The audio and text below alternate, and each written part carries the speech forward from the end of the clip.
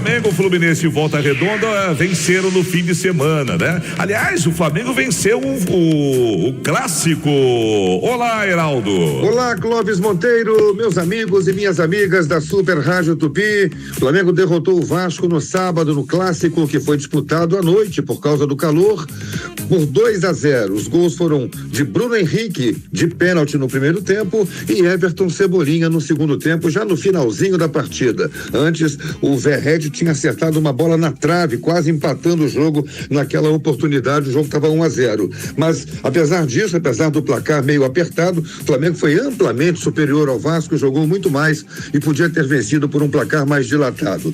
Já o Fluminense, jogando ontem no Maracanã, derrotou o Nova Iguaçu por 2-0. Cano fez um gol aos 40 segundos de partida e o Canóbio fez o seu primeiro gol com a camisa do Fluminense. O uruguaio Canóbio, contratado ao Atlético Paranaense, e o Fluminense venceu por 2-0. Também podia ter vencido por um placar mais dilatado, tal a supremacia que exerceu sobre o Nova Iguaçu.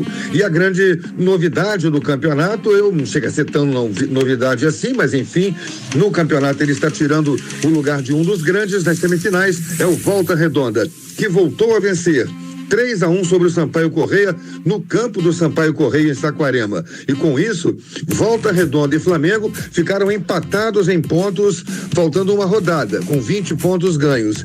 E a decisão da Taça Guanabara vai acontecer exatamente no confronto Flamengo contra o Maricá, Boa Vista contra o Volta Redonda.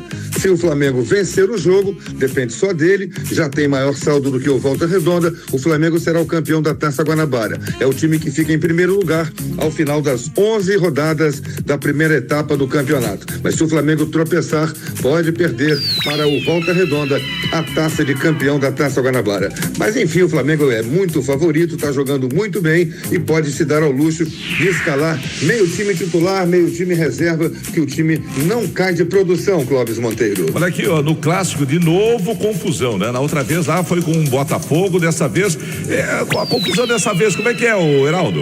A confusão dessa vez desnecessária, não chegou a haver vias de fato, socos e tal, mas muito empurrão, correria, jogadores atrás, do Vasco atrás de um jogador do Flamengo, exatamente o garoto Wesley, que vem sendo um dos principais jogadores do time, tá jogando muita bola, merecendo convocação para a seleção, inclusive o gol marcado pelo Cebolinha foi uma jogada individual dele, atravessando o campo inteiro, driblando os adversários e cedendo a bola para o Cebolinha fazer um gol. Mas no final andou fazendo umas firulas com a bola e jogador de futebol profissional não gosta disso. Soa como esnovação, como zombaria do time adversário, e o Felipe Coutinho mais o Payet correram atrás do jogador do Flamengo, mas houve a turma do deixa disso e não aconteceu nem mesmo expulsão. Logo depois o árbitro encerrou o jogo para evitar maiores complicações. Mas são coisas desnecessárias. É arte?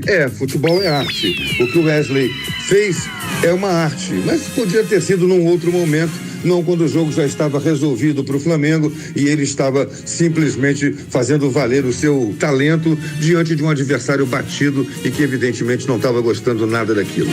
Grande abraço para você, Clóvis, e uma boa semana para todos nós e para a família Tupi. Exatamente.